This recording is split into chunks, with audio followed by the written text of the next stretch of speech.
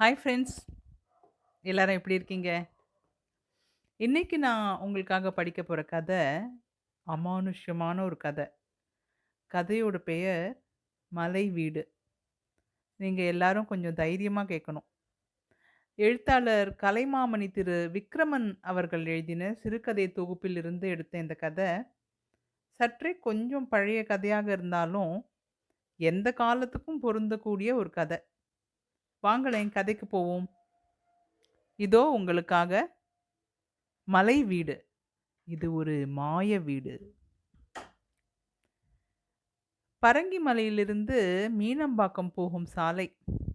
அமைதிக்கு துணையாக அந்த சாலையிலே அடர்ந்து செழித்து வளர்ந்த அரச மரங்களும் ஆலமரங்களும் இருபுறமும் கோட்டையைப் போல் விளங்கின. அந்த சாலையில் காரில் போகிறவர்கள் ஊருக்கு ஒதுக்குப்புறமாக தனித்து நிற்கும் சிறு வீடொன்றை பார்க்காமல் இருக்க முடியாது. அமைதி குடிகொண்ட அந்த சாலையில் களை இழந்து தனிமையாக நிற்கும் அந்த பங்களாவை பார்க்கும் எவருக்கும் ஒருவித எண்ணம் தோன்றாமல் போகாது. 4 வருடங்களாக அந்த வீட்டுக்கு யாரும் குடிவரவில்லை. காரணம், வீடு ஊருக்கு ஒதுக்குப்புறமாக இருப்பதாலோ தனிமையாக இருப்பதாலோ என்றுதான் முதலில் எண்ணினேன். அந்த வீட்டில் பேய் பிசாசு குடியிருக்கிறது என்ற வதந்தியை நான் கேலி செய்தேன்.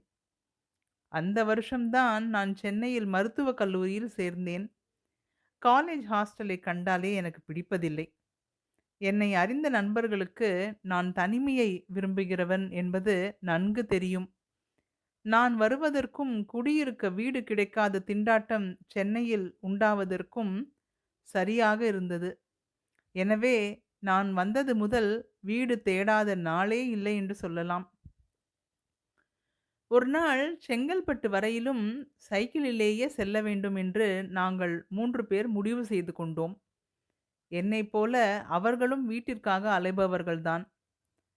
வழவழவென்று தார் போட்ட மவுண்ட் ரோடில் சைக்கிளில் போவது மிக இன்பமாக இருந்தது. அப்படி பரங்கிமலையை தாண்டி போகும்போது தான் மேற்படி வீடு எங்கள் கண்ணுக்கு பட்டது.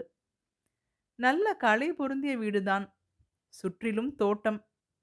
வெள்ளைக்காரர்களுடைய நாகரிகத்திற்கு தக்கபடி அந்த வீடு கட்டப்பட்டிருந்தது. கவனிப்பார் இல்லாததால் ஒட்டடையும் தூசியும் படிந்து காட்சியளித்தது. வீடு குடிக்கூலிக்கு விடப்படும் என்று போடப்பட்டிருந்த மர பலகையொன்று மழையிலும் வெயிலிலும் காய்ந்து தொங்கிக் கொண்டிருந்தது. மேற்படி வீட்டு வாயிலில் பொறிக்கப்பட்டிருந்த மலை வீடு என்னும் பொருள் கொடுக்கும் மவுண்ட் ஹவுஸ் என்னும் ஆங்கில எழுத்துக்கள் பழமையின் காரணமாக சரியாக புலப்படவில்லை. வீட்டு வேட்டையில் இறங்கியவர்களுக்கு மலை வீடு கிடைத்ததில் மகிழ்ச்சி கொஞ்ச நஞ்சமன்று. வீட்டின் கதவு பூட்டப்பட்டிருந்தது. அருகே அரை மைல் தொலைவிற்கு வீடோ குடிசையோ கடையோ ஒன்றுமே இல்லை. அந்த டுலெட் போர்டின் அடியிலே மங்கிய எழுத்துக்களில் விசாரிக்க வேண்டியவர் முகவரியும் எழுதப்பட்டிருந்தது. அதை கண்டுபிடிப்பதற்கு நாங்கள் பட்ட பாடு பெரும் பாடாய் போய்விட்டது. அம்மன் கோவில் வடக்கு தெருவை நோக்கி புறப்பட்டோம். அந்த முகவரியில் குறிப்பிட்டிருந்த ஆசாமியும் அகப்பட்டார். அவர் ஒரு கிழவர். எங்களை முகமலர்ச்சியுடன் வரவேற்றார். வீட்டு விஷயத்தை பற்றி சொன்னோம். அவர் முகத்தில் அர்த்தமில்லாத புன்னகை தோன்றி மறைந்தது. பட்டணத்துல வேற வீடு அகப்படலையா என்று கேட்டார். எதற்கு சொல்றேன்னா, இந்த வீட்ல 4 வருஷமா யாரும் நிலைச்சு குடியிருந்ததே இல்ல. இப்ப 1 வருஷமா யாரும் குடி வரவே இல்ல. அப்படி குடி வந்தவங்க ராத்திரியில யாரோ பாட்டு பாடும் குரல கேட்கறாங்களாம். அதனால ஏதாவது பிசாசு கிசாசு இருக்குமோன்னு பயந்து போங்கறாங்களாம்.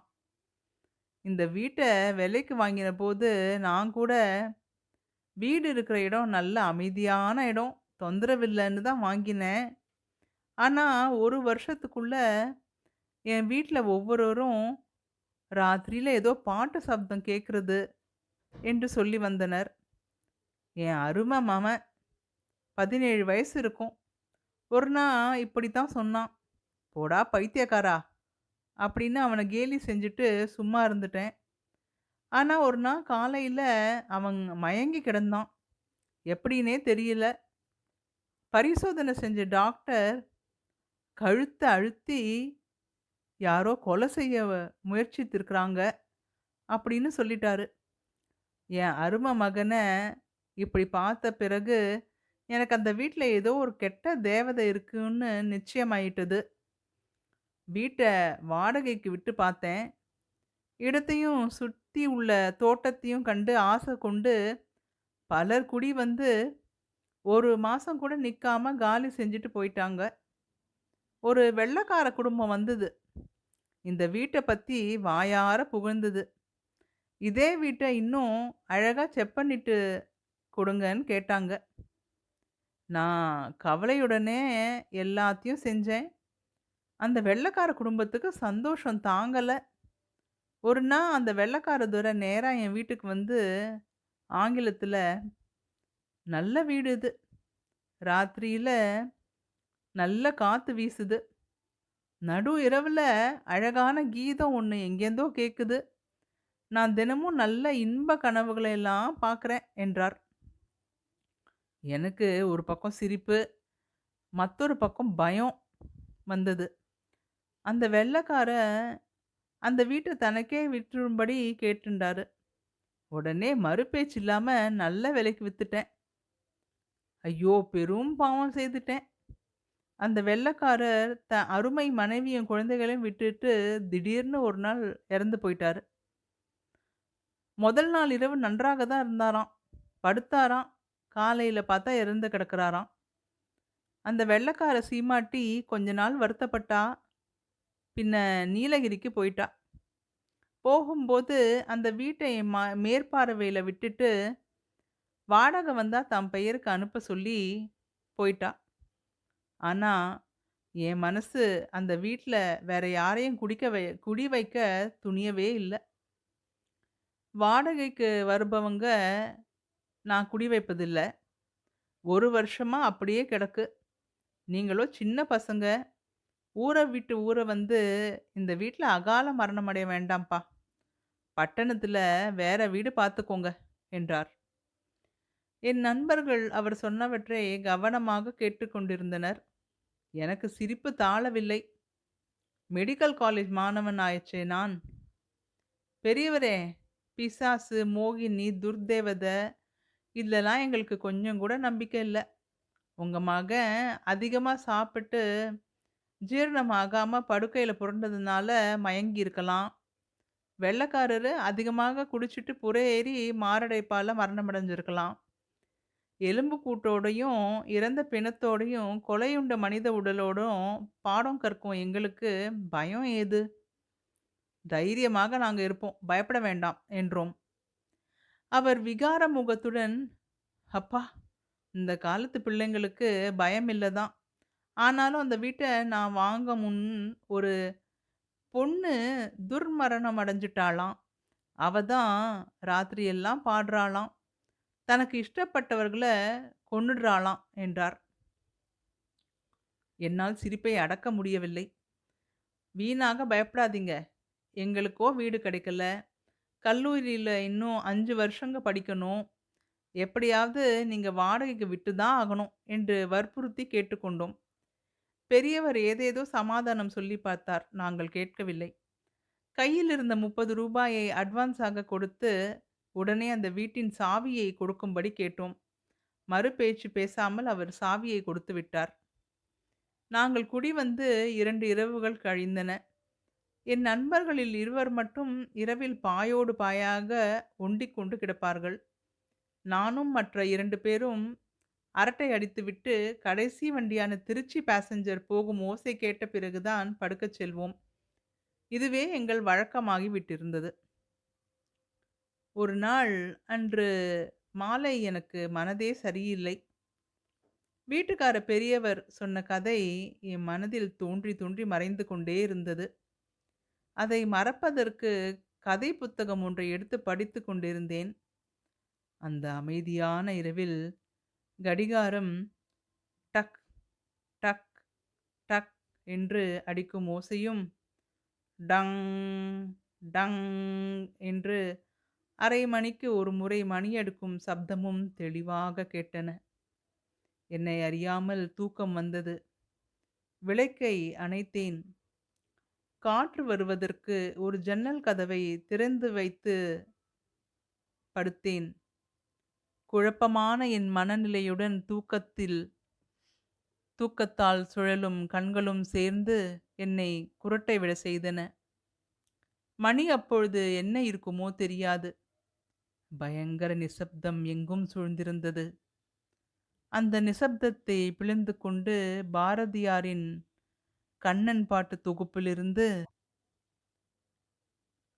தூண்டிற் புழுவினை போல் வெளியே சுடர் விளக்கினை போல் நீண்ட பொழுதாக எனது நெஞ்சம் துடித்ததடி என்று மெல்லிய குரலில் ஒரு பாட்டு இளங்காற்றிலே மிதந்து வந்து அந்த பங்களா எங்கும் வியாபித்தது. என் நண்பர்கள் குறட்டை விட்டு தூங்கிக் கொண்டிருந்தனர். என்னால் படுக்கையை விட்டு எழுந்திருக்கவும் முடியவில்லை. இமைகளை மூடவும் முடியவில்லை. வர வர அந்த பாட்டின் ஓசை அருகிலிருந்து கேட்பது போலிருந்தது. படார் என்று காற்றில் ஜன்னல் கதவு சாத்திக் கொண்டது. பாட்டின் ஒலி நின்றுவிட்டது. யாரோ அறையில் நடமாடும் ஓசை கேட்டது. ஜல் ஜல் ஜல் என்று கொலுசு சப்தம் கேட்டது. என் இதயமே நின்றுவிட்டது போன்ற உணர்ச்சி அடைந்தேன். காலடி ஓசை என் அருகே கேட்டது. ஓ என்று கத்தலாம் என எண்ணினேன். நெஞ்சும் நாவும் வறண்டு போயிருந்ததால் அப்படி கத்த முடியவில்லை. அந்த கார் இருளில் அழகொளி வீச நிற்கும் ஒரு பெண்ணின் உருவம் தோன்றியது. அவ்வுருவம் என் பாதத்தருகே சிறிது நேரம் மௌனமாக நின்றது. பிறகு என்னை நெருங்கி வந்து என்னுடைய மார்பருகே குனிந்தது. எங்கிருந்தோ அந்த அறையில் மங்கிய வெளிச்சம் ஒன்று வீசியது. மல்லிகைப்பூ வாசம் நாசியை அடைந்தது. நாக்கு குழற, நீ யார் என்று வினயமாக கேட்டேன்.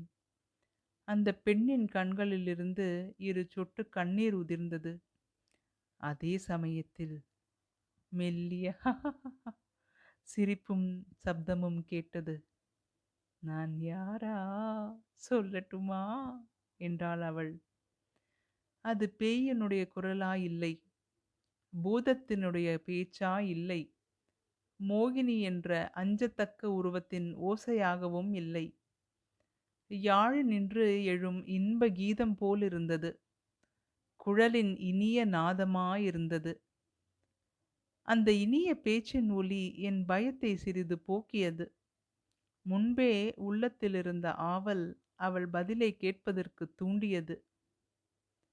இப்பொழுது என்னை கண்டு நீங்கள் பயப்படுகிறீர்கள். நான் உங்களை தழுவிக்கொள்கிறேன் என்றால் அலறுகிறீர்கள்.